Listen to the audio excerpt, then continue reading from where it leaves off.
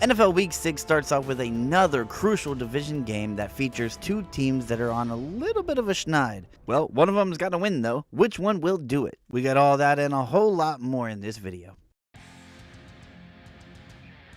Thursday Night Football. Welcome back, or welcome to America's Sports. Yes, I did get a pick wrong on Sunday Night Football. So far in the year, when it comes to predicting these primetime games, I am 10-2 straight up, 8-4 against the spread, and 9-3 against the over-under. But that's enough on me. Let's get to the game. The San Francisco 49ers, who have lost 3 of their last 4 games, travel to Seattle to take on the 3-2 Seahawks, who they have lost their last 2 games. Seattle is a home underdog. San Fran is favored by 3.5 points, with the over-under sitting at 47.5.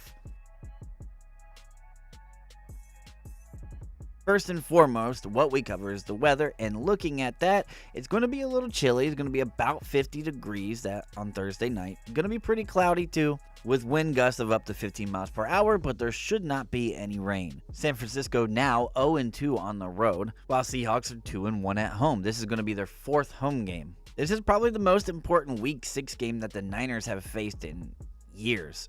But neither team has any conference wins. Seattle is 0-2 in the conference, and the Niners are 0-3 in the conference. San Fran is 2-3. They're under 500, but they have blown 2 leads in the last 2 weeks, and they are still a plus 20 on the point differential. Tells you the Niners are still a good football team, and I think everyone knows they're still a good football team. Though I will say that the fans are starting to turn on each other pretty quickly. At least it seems that way in the comment sections. Oh yeah, I'm watching you. I'm watching all of you. What's even worse for the Niners, though, is being 0-2 in the division already. They cannot lose on Thursday and still win this division, in my opinion. But I've been trying to tell people all year, Arizona is no easy out. And unfortunately, currently, it looks like the Madden curse has gotten old Christian McCaffrey.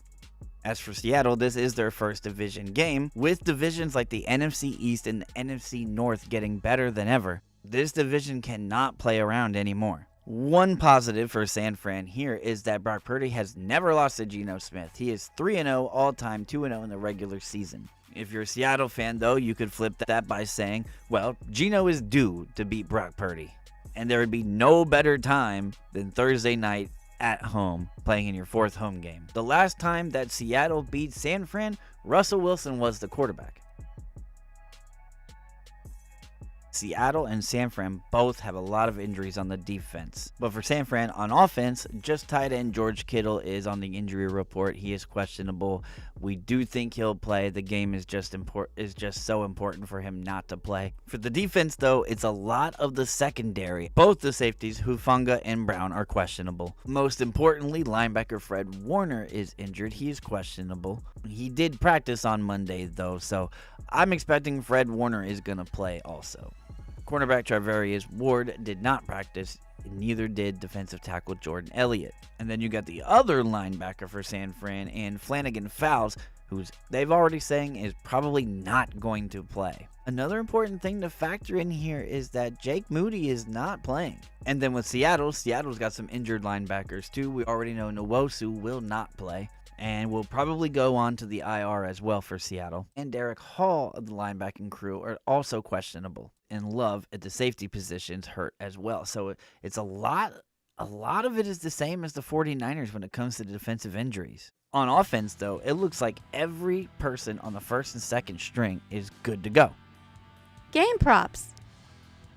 If you've been watching, this is where I've really been helping people at, is on these props. Of course, in saying that, I'm sure I jinxed everyone.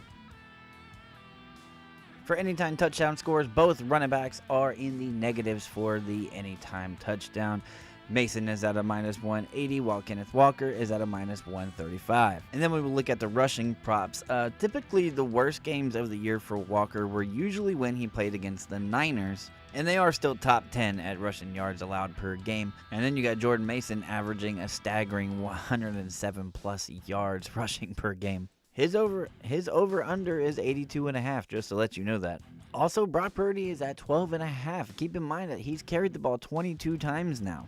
A little bit more than 4 times a game, and his average is almost 5 yards a carry. along with 11 first downs. We look over at the receptions over under. I like Juwan Jennings over there at 2.5. Yeah, the Niners have all their pieces, but they score a lot of points and they're still targeting Jennings. When it comes to receiving touchdowns for the Niners, it's Jennings and Kittle. That's the only two that have gotten the end zone due to receiving. And Ayuk is the most targeted, so over 4.5, you gotta like that too. To this point, Seattle has given up less yards in the passing game, but I still like the Niners to score their points, and same with Seattle. DK is the most targeted person on the team, and he will have to get over 4.5 for them to win this, I believe. So I like DK over 4.5 receptions. We look at the receiving yards over under. I love Tyler Lockett though at over 44.5. He's done that in all but one game so far. That one game being in week 2's overtime win against the Patriots. Keep in mind, he also hasn't scored a touchdown yet, so it might be due time for him. Smith and Jigba has been targeted more than Lockett, but Lockett has more yards. And then as we look at passing yards over under, they are very similar. Purdy's at 251.5 and Geno is at 250.5. Both of them are averaging more than that. Geno is averaging 40 plus more passing yards than that. And I think that they are going to pass it more than they are going to run it in this one. So I would be more inclined to take the Geno over 250.5 than Brock Purdy, but I wouldn't be mad if you went over on both of them.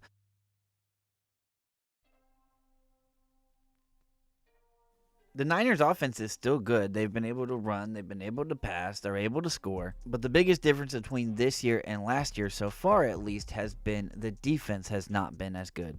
And of course, not having Christian McCaffrey does hurt you, even though Jordan Mason has done great. San Fran's been able to run the ball for as long as you can remember. But that doesn't mean Jordan Mason is Christian McCaffrey. This is one primetime game where I'm thinking the over might be the play. I think it's going to be a close and a back and forth game. I think the Niners are going to have the lead early on. Seattle's going to stay with it though. So if there was ever a time that Geno was going to beat the Niners, it would be this Thursday night in Seattle, a game where you could effectively make it really hard for San Francisco to come back to win the division. And honestly, out of all the ones that I've predicted so far this year, I think this one is the hardest for me to come out with a winner. The Seattle defense has to create more turnovers than this if they want to stay afloat into the playoffs and possibly win this division. They have one less giveaway than San Fran, but they have 4 less total takeaways, which puts them at a -3. For a quick example, Minnesota has 11 interceptions to 2 interceptions for Seattle. That right there is the difference between 5-0 and 3-2. And they've just not been able to get over the San Francisco hump. So I have to go with the history and what those numbers are telling me. I got the Niners to win.